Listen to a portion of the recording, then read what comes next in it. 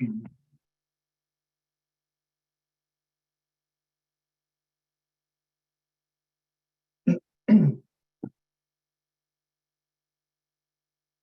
everybody. Can somebody let me know if you can hear me okay? Yep. Okay. Thank you, Savante. Why don't we get started? It's 12 o'clock.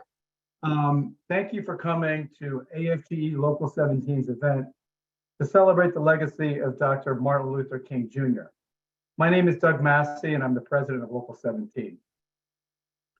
Today, we're incredibly honored to have AFGE National President Dr. Everett Kelly and the President for People for the American Way, Savante Myrick. Before introducing our guest speakers, I'd like to say a few words about Dr. King, and I'll be brief. Two words that come to my mind whenever I think of Dr. King are courage and sacrifice, especially at Dr. King's last protest in Memphis. And as many of you know, he was in Memphis supporting a strike of 1,300 African-American sanitation workers when he was murdered, or I should say assassinated. And it's not morbid reflecting on this, but reflecting upon Dr. King's assassination and the fact that he likely knew what was in store for him. I thought about a book I had recently read about a Holocaust survivor. Viktor Frankl was a psychiatrist in Germany when he entered a concentration camp. He survived and wrote a book about his experience. And his book was about the importance of living a meaningful life, not a happy life or a comfortable life, but a meaningful life. And something stuck with me and reminded me of Dr. King's legacy, particularly the last protest he was at. Dr. Frankl said that people often think about what they want out of life. And that's true. I mean, we all have a tendency to try to map our lives out. I want this career, I want this promotion, I want to live in this community. I want, and the list just goes on and on. Dr. Frankl said the real question we should ponder is not what do I want out of life, but what does life want from me? And that question, I believe, was how Dr. King lived his life. His life was meaningful because it embodied the very definition of courage and sacrifice. Indeed, it was the ultimate sacrifice, giving his life for something greater than himself. The civil rights movement, justice, equality, an opportunity for everyone, regardless of one's race or socioeconomic background. Now, I'm not trying to deify Dr. King. I don't think he would want that. But Dr. King knew his fate when he went to Memphis. He was warned by the FBI. He had received numerous death threats, but he went anyways, probably because Dr. King asked himself the question, what does life want from me? Remembering Dr. King's legacy ought to be important for all Americans because it's a legacy of sacrifice for the greater good. It was a sacrifice for our country, and it was a sacrifice for the well-being of all Americans, particularly those who've been disenfranchised. Today, I can't help but think that perhaps some of our elected leaders should be asking the right question, not what do I want out of life, but rather what does life want from me?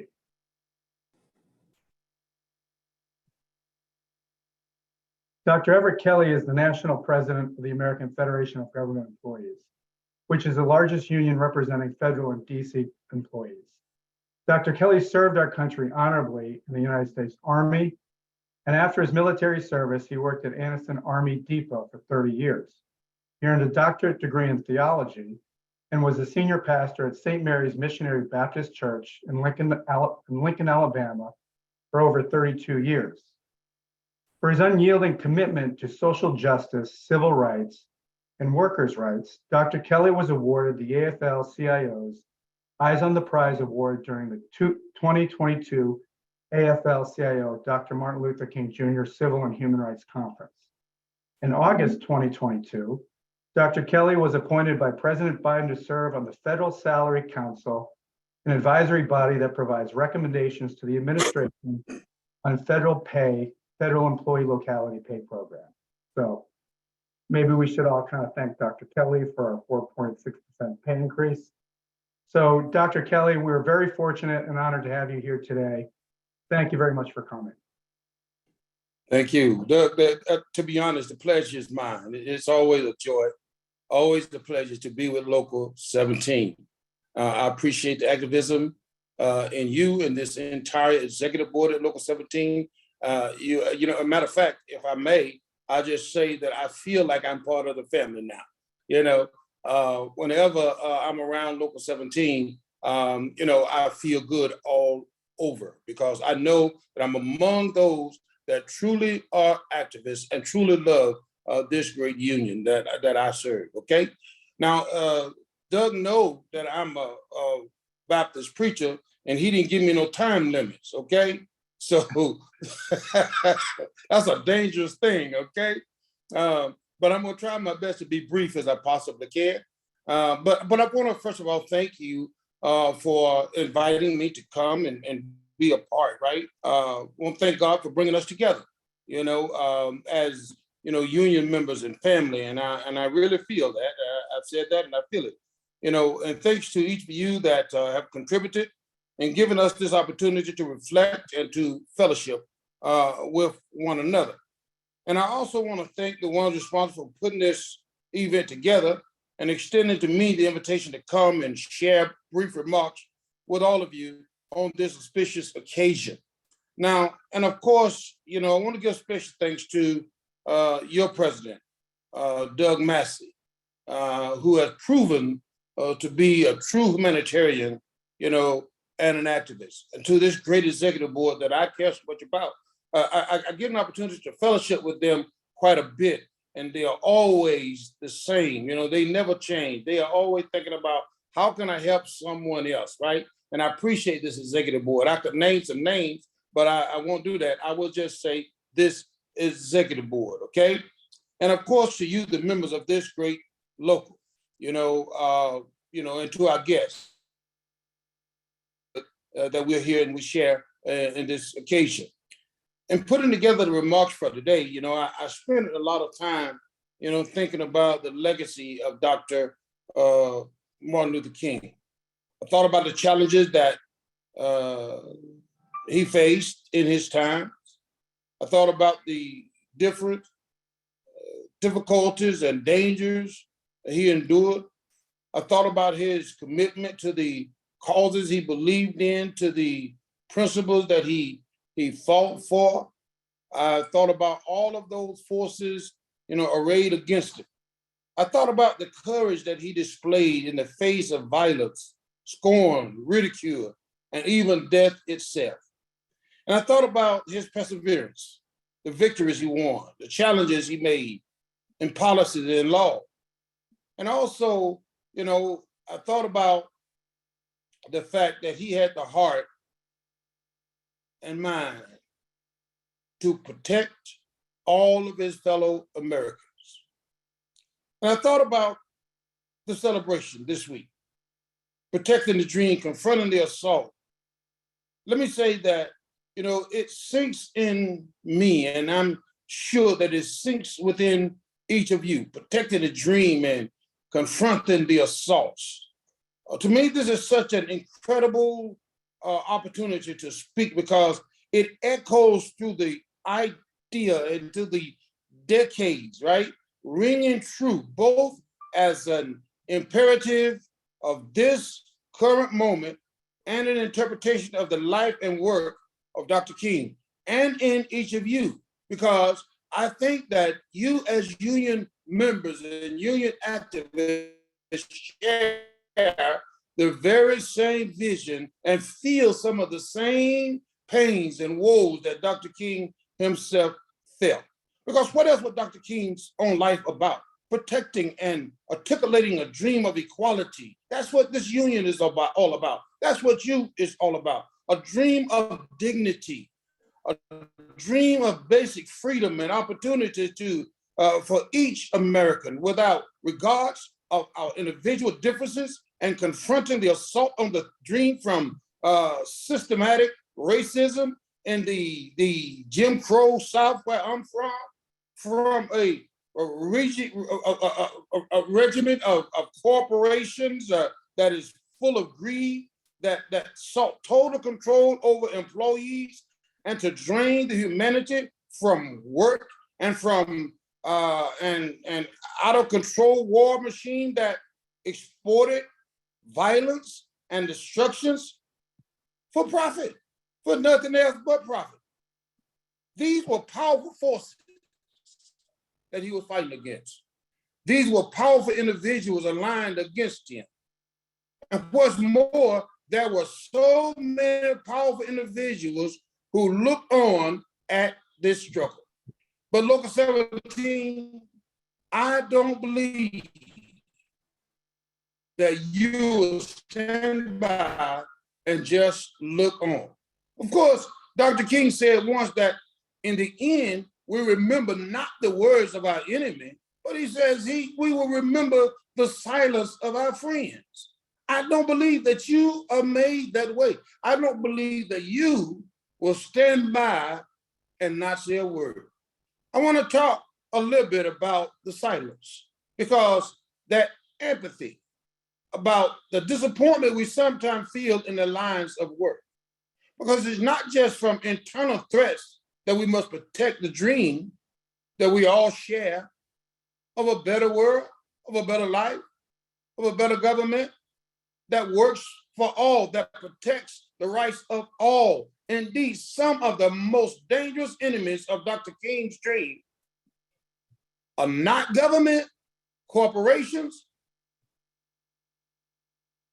but it stands within those that stands on the sideline. The most dangerous enemies from which we must protect our shared dream are cynicals, fear, it's empathy, it's doubt, and it's disunity. That's what we must protect ourselves from. If, like me, you dedicated decades of your life to the work of the labor movement and the faith community, then you know that disappointments are part of this work. The simple truth is that we don't always get what we want, and we're constantly confronted by the evidence of our own failures and the wide gap between our ideals and our present circumstance.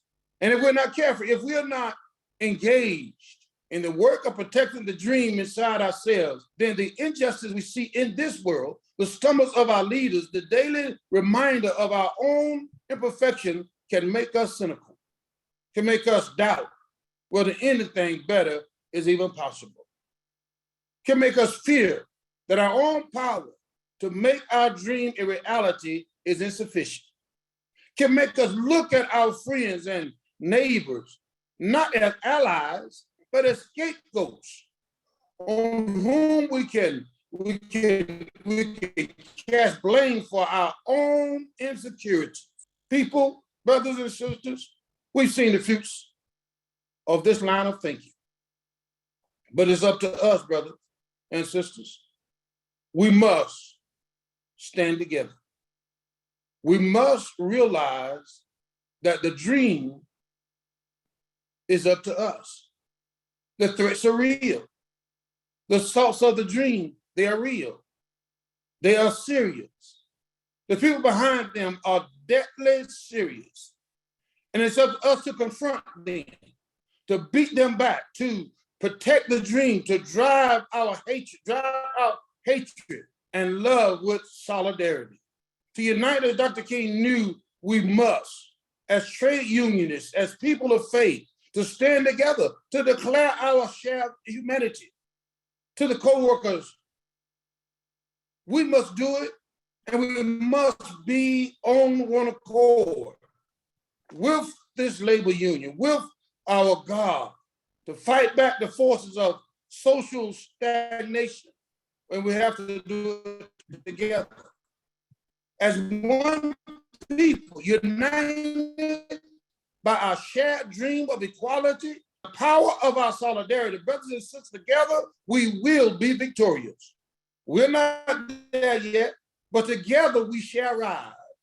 Together we shall triumph and bring about what Dr. King called the bright daybreaks of peace and brotherhood that shall drive out the midnight of racism and war. Sisters and brothers, this is our calling. This is our mission. Local 17, I'm calling on you and the rest of AFGE to action. I'm calling on you to protect the dream in yourself and in those that you love, in the organization you serve, in the congregation that you're a part of, in the union you represent, to reject empathy, to reject cynicism, to reject fear and disunity, and come together in one shared pursuit of justice. I'm counting on you. I'm calling on you to confront the assaults on the dream that we all around us, we see it. Confront these assaults with the love that's within us, with nonviolence, with solidarity, and with unity. I say that with pride. Brothers and sisters, God bless you. I thank you, Brother Doug. I thank you to this executive board. I thank you to the members of this great local 17 that does so much to help the citizens of our great United States of America. I love you all, and I always enjoy being a part of you, and I love AFGE. Thank you, Brother Doug. Thank you once again for being here. Thank you, President Kelly. We appreciate you. And I got to say that I always refer to you as the ubiquitous Dr. President Kelly, because you're always everywhere. And I know you're traveling. And whenever we invite you to an event, you always show up. And I know there's 1,000 AFG locals out there. So we definitely appreciate your willingness to come here today. Thank you very much. Thank you, brother. And as I said, I feel like I'm family when I'm with Local 17. I also wanted to mention, I don't think it's a secret, but you're undergoing spinal surgery. So our thoughts are with you. Thoughts and prayers. I know it's, but they're with you. Thank you so much. Thank you very much. Thank you. And y'all enjoy the rest of the time. I am traveling and I have a couple of other appointments, but I wanted to take some time to say hello to you all and say how much that I appreciate you. I appreciate your activism and I appreciate this program. This is my second year participating, and I appreciate the fact that you're doing this. Everybody just nod. Thank you. Thank you. Thank you very much. Mm-hmm. Now, Savante Myrick is the president of People for the American Way. It's a nonprofit organization which advocates for progressive causes. And he recently started that, what was that, in November of 2022, Myrick? I was working, yes, I became president about 12 days ago, exactly 12 days ago. Congratulations. Before his appointment to that position, Myrick has had a truly unique and successful political career. While attending Cornell University in Ithaca, New York, at age 20, Myrick was elected to the city council. At age 24, Savante was elected as Ithaca's mayor. He was Ithaca's first African-American mayor and the youngest mayor in the history of the state of New York. In just a few years, Savante balanced the city's budget, no small feat for Ithaca, while raising pay for all city employees. He was wildly popular with Ithacans and won a second term with 89% of the vote and a third term with 76% of the vote. I guess you were slipping there, Savante. You went from 86 to 89 to 76. I actually lived in Ithaca when I was 24 years old, during which time I was a construction worker delivering pizza for Domino's because I couldn't even balance my own budget. And you were the mayor of Ithaca balancing their budget while raising wages for city employees. Very impressive. With so many accomplishments at such a young age, it's fitting that Myrick is with us today to talk about Dr. Martin Luther King and his legacy. So thank you, Myrick, for being here today with AFG, Savante, for being here today with AFG Local 17 in the Department of Veterans Affairs. Thank you so much. It really is my pleasure to be here. Thank you, Douglas, for that very kind introduction. No, thank you for having me follow Dr. Everett Kelly. That was not appreciated. Did not want to follow a speaker that dynamic and impressive. Thank you, Denise, and all of the organizers for choosing to put together a program, because you didn't have to do a Dr. King program, but you choose to, and that's really wonderful. I will say it is great to be here with, so many members of AFGE. I will warn you, so you are free to turn your cameras on if you are decent and want to. You don't have to, but as my staff will warn you, if I can't see your face, I will assume you are laughing at the jokes, and therefore the jokes will continue. So it's up to you, but if you don't want to be subjected even more, it's good to see you. So look, I am thrilled to be talking to you specifically about Dr. King. Hi, everybody. Hi there. I'm about Dr. King and his legacy, and I want to tell you why you specifically, but I'm going to hold that for a little bit. How's that for suspense? I'll keep you in suspense for a couple of minutes while I tell you about my favorite subject, myself. It's every politician's favorite subject. So yeah, I was, very kind of you to mention some of the career highlights, especially now. It's a real privilege to be president of People for the American Way, an organization that I thought had the best name in the business until I heard of the American Federation of Government Employees. So we might be the second best name in the business, the most patriotic. I don't know if you know the org, it's 42 years old and was founded by Norman Lear and Barbara Jordan to combat extremism and far right-wing attempts to install authoritarian governments. Sound relevant today? Maybe. But I was born shortly after that. I was born in 1987. My father was in the service. He's in the Navy. Ended up being discharged when he started using drugs recreationally. Cocaine became crack. This is the late 80s, Norfolk, Virginia, then Tampa, Florida. And he ended up in and out of jail. My mom, who was, she was a cook at the time, she had no benefits, right? And no protection. So as she got pregnant with me, those 6 months, 7 months along, they laid her off, right? Because they could, because I was getting a little too close to the stove.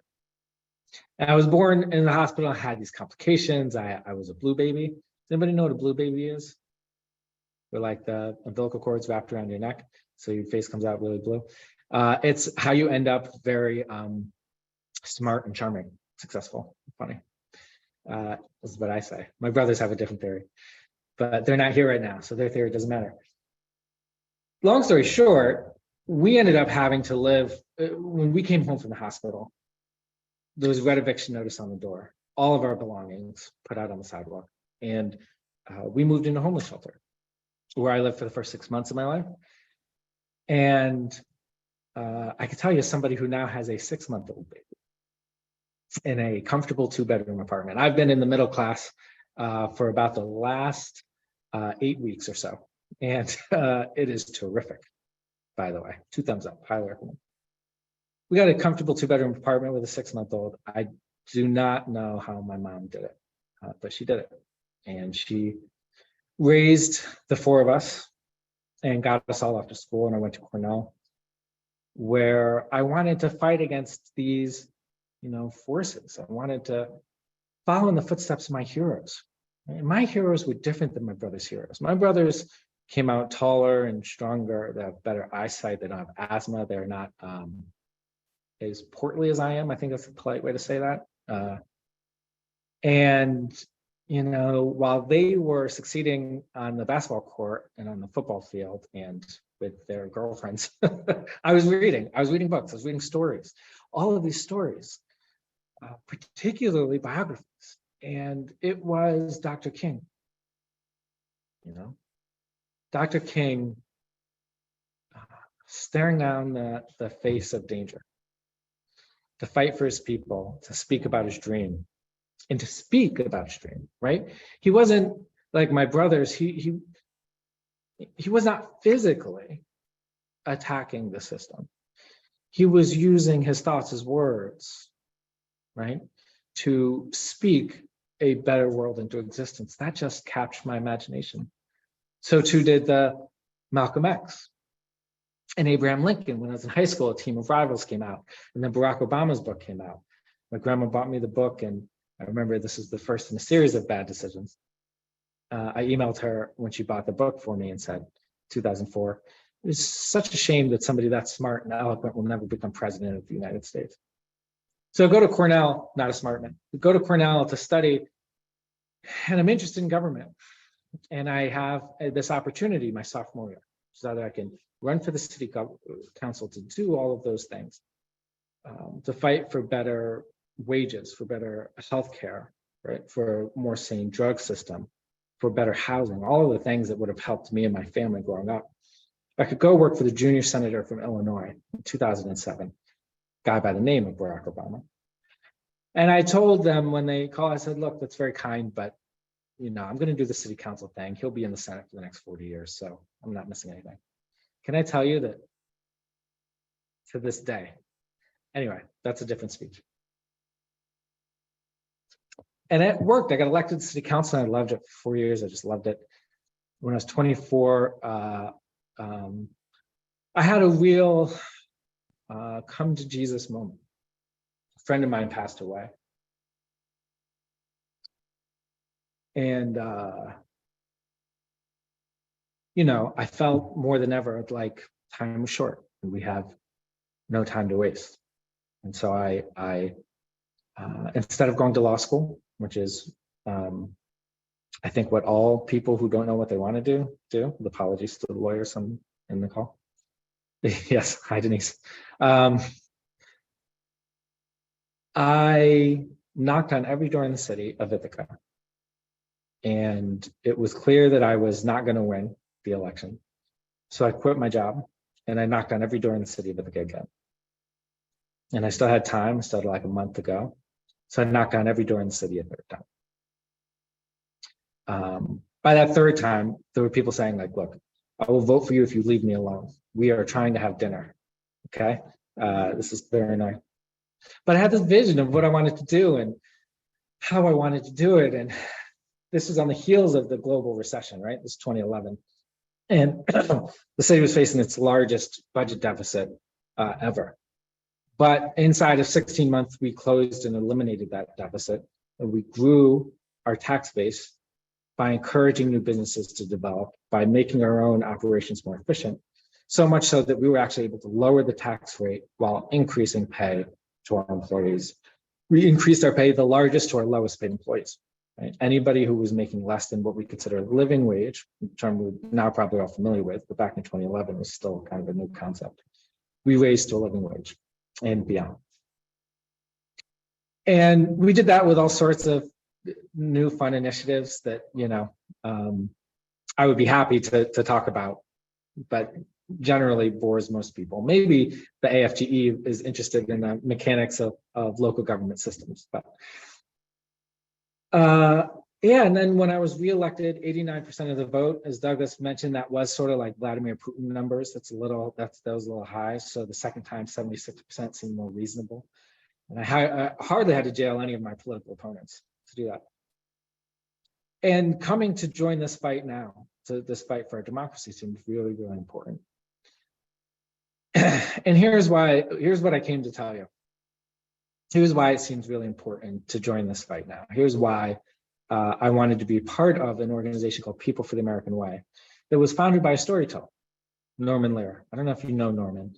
You probably know his work. He was the TV producer that made All in the Family and The Jeffersons and Sanford and Sons and Maude and Moving On Up and. He retired 40 years ago, I think because he thought he was nearing the end of his life. He just turned 100 this past July, and he will outlive all of us. But he is a powerful storyteller. And I feel very strongly that we have to do a more honest job of telling our stories if we're going to get out of the bind that we're in as a country. Because everything I just told you in these last 10 minutes about myself is not true. Is not true. Now it's all accurate. Everything I just told you was accurate, right? But it's not the true story. The story of my success starts with my grandparents, school teachers, union members, who never made enough money to buy that second house they wanted in Florida or to buy a boat. But they had enough in a guaranteed pension that when we moved out of that homeless shelter, they moved us into their furnished basement. And they could get us clothes from the church. My story is the story of that church that took us in, that fed us. My story is the story of the government that gave us food stamps, WIC benefits, public schools that gave us free lunch, free rides to school, public school teachers who took care of me, even though I was not paying them to do so, even though I didn't always deserve it. I went to Cornell because of Pell Grants and TAP grants. In New York State is TAP. Anyway, federal and state assistance for students who can't afford to go to school on their own. Donors who I never met and never will meet gave money to a kid who could never pay them back to help him go to school on a scholarship. I ran for office and I knocked on every door in the city 3 times. That is true. But I don't think that's why I won. I think the reason I won is because my volunteers knocked on every door in the city 13 times. Right? And everything we did in the city of Ithaca to build the lowest unemployment rate, to close our budget gap, to expand opportunities and access, to reform our police department. I think of the 1,000 good things we did in Ithaca, 2, maybe 3 of them were ideas of mine.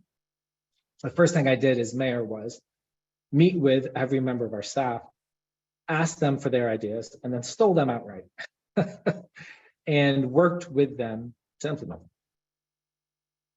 The true story of my success is that I got quite lucky to be involved with communities who are conspiring to make individuals successful. And that is the story of every American success, even and including Dr. King. And while his name is on the holiday, right? His name is on the holiday. And his name is what we read in the history books. The book I read, my gosh, we didn't have civil rights. And this man gave a speech and then we got civil rights. It's frankly, it's just not true. It's accurate, but it's just not true. There were millions of people fighting for hundreds of years, right? 350 years in this continent alone, to be exact, to deliver equality for Black people. Thousands of them gave their lives, just like Dr. King did. All of them gave something.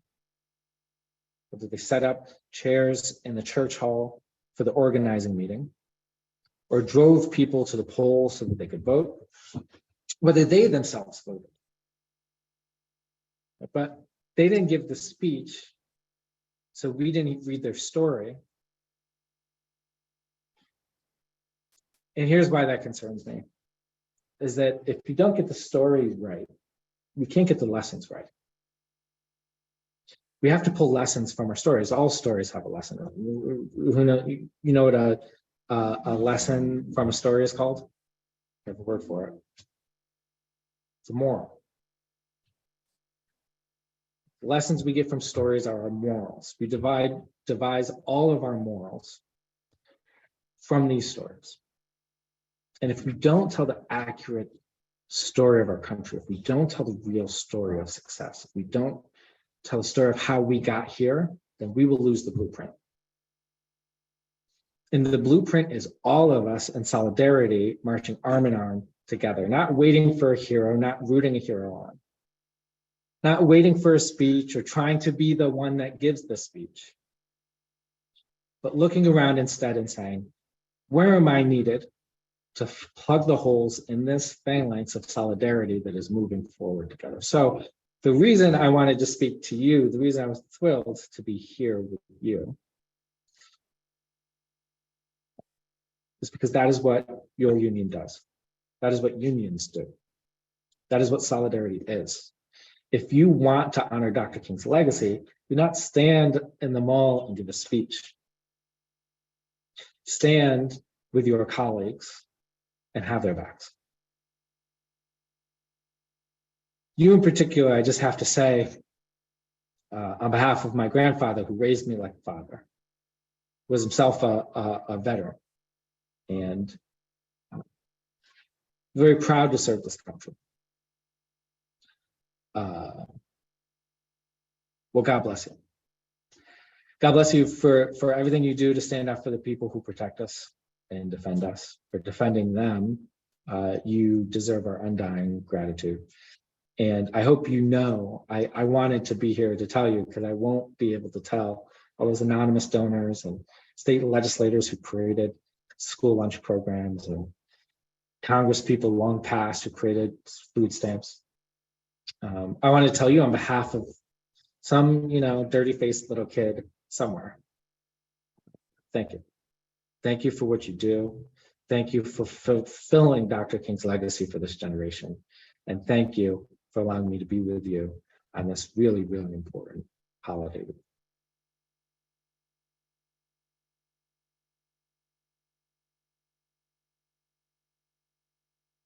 And again, I can't see any of you, so I'm assuming it's just rousing stand of ovation, and people are crying and clapping. It's just pandemonium. That's what I fill in my head. Myra, Savante, thank you so much. That was an incredible speech. I couldn't help but think, when I was going to school in New Hampshire, I graduated high school thinking Dr. King made a speech, and now Black people don't have to sit at the back of the bus anymore. Yeah. And what I didn't know is there are hundreds, thousands of people that were in the movement that nobody even knows their name. And even the Montgomery bus boycott, that was organized by actually a women's group. Miss Robinson was actually a teacher at Alabama State College, and she didn't want to lose her job because she was hired by the state. So they actually picked Dr. King because he was a 26-year-old preacher, and nobody knew who the heck he was. And when they asked him, and it's famously hard to fire a preacher, by the way. That's true. And he thought about it because he was starting a family, starting a job, a new job, and he thought long and hard. And when he said, when he agreed. But there were all those people. I think 90% of African Americans participated in that boycott. And they did it by what you talked about. You need a group of people behind you. They organized mass carpooling. People walked miles to work. And that bus company, for over a year, they lost $3,000 a day, which is, I think, $28,000 a day in today's money. So it's, and I thought about your story, and I read your background, and I knew about your family and your circumstances. I didn't mention it. I don't know how you felt. And I'm glad that you did, because there's so many people come from families like that. And there's a lot of shame and embarrassment with homelessness, drug addiction.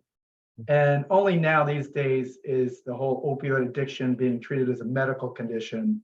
And it's, we all know why. It wasn't fair. And the crack epidemic back in the 80s and 90s was that was a criminal issue. That's how our government responded. But, hearing your story and where you came from and where you are now, you're right. It took a lot of luck. It took a lot of support.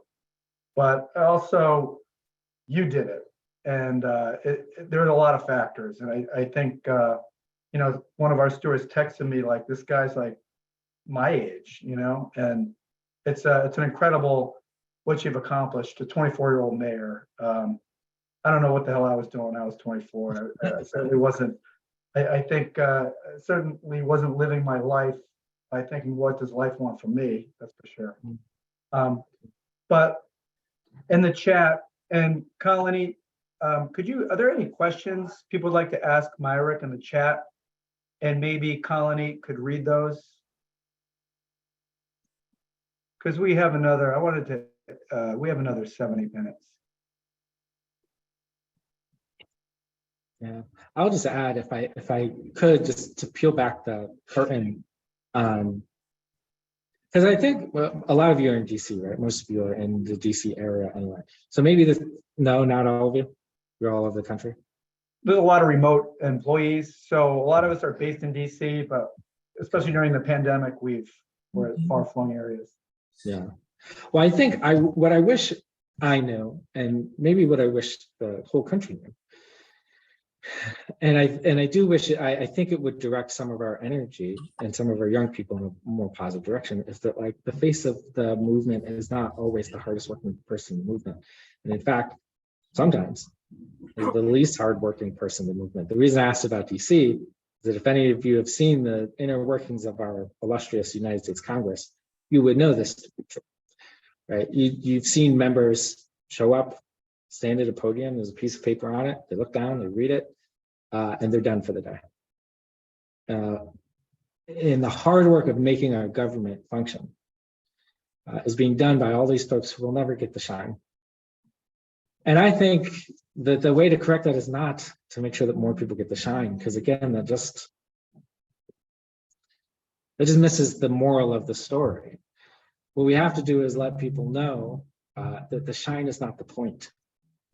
That the shine is not the reason to wake up, and it's not the reason to go to school. It's not the reason to work hard. That the shine is shining for a reason, because it's fleeting. It's very fleeting. And what lets you sleep at night, what helps you sleep well at night, is knowing that you helped somebody. And so I hope we can all like do our part to share that story with whoever we can. That you know, the fame and the attention is the wrong aim.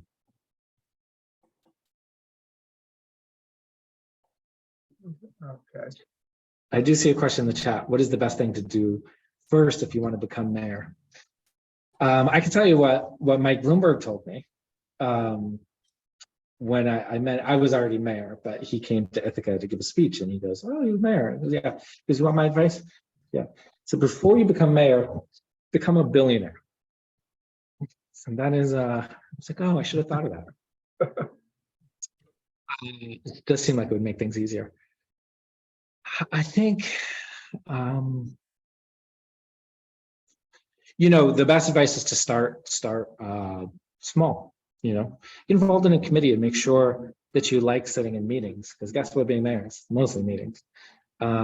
See if that committee, if you enjoy the back and forth of government, and if you want to lead in a direction that people will follow. And then it's talking to as many people as possible. You know, nothing, it's a nice and happy coincidence that nothing works better on the campaign trail than knocking on people's doors in order to get votes. And I don't mean that just from my own experience, like social scientists who measure this, like what's the thing that's most likely to get somebody to vote for you? Knocking on doors is far and away. It's better than commercials, it's better than mailers, it's better than texting, it's better than calling.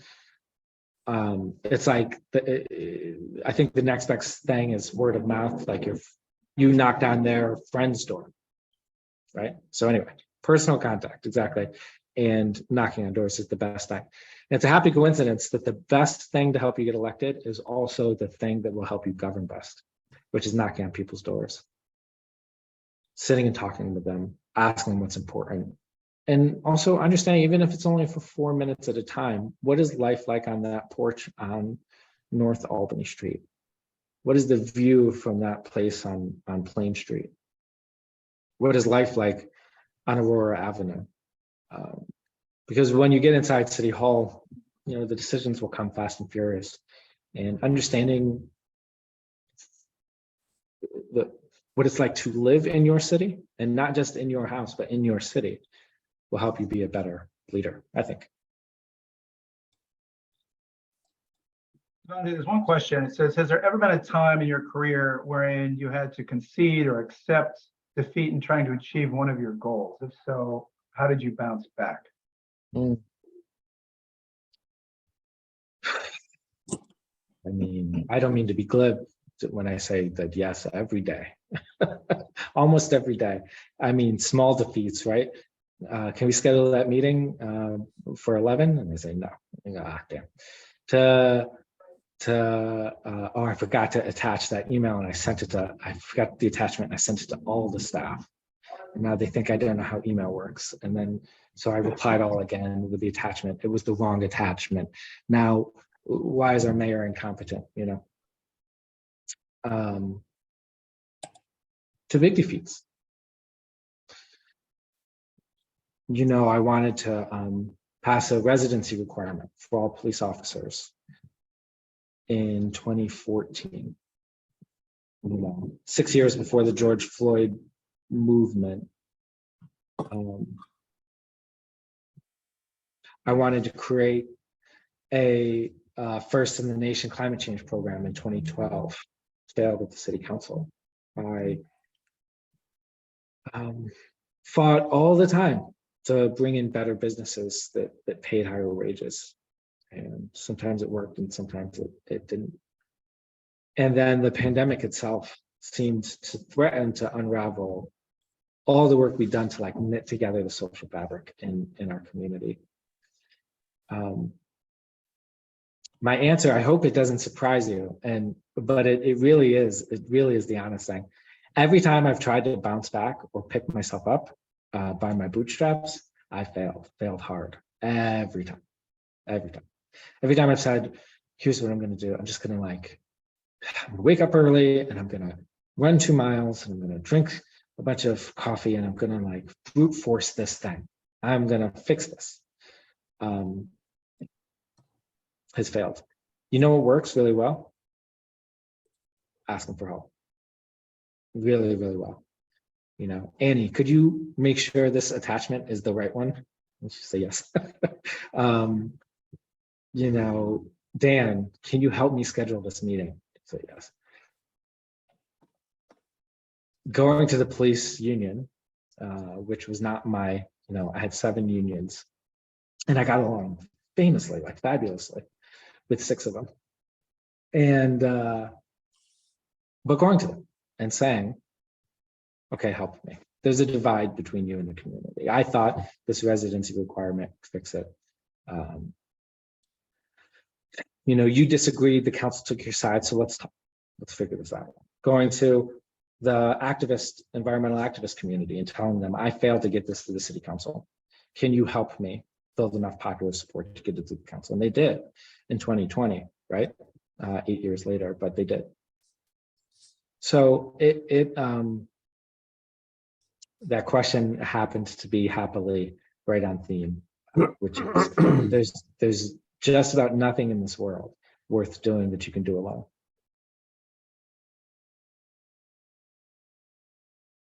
And I'll end if that's okay, because I don't want to keep you over, Douglas, but I see another question here. Can I answer it really quickly? Sure. Yeah, I was going to say, why don't you read that question? That would be helpful. So what are some of the most inspiring biographies you've read and why? I would be remiss if I didn't, Norman Lear, the founder of my organization, wrote a book called Even This I Get to Experience. The attitude of somebody who fought in World War II, little Jewish kid who his father went to prison when he was 10 years old. He enlisted, he volunteered to do 52 bomber missions over Nazi Germany during the war.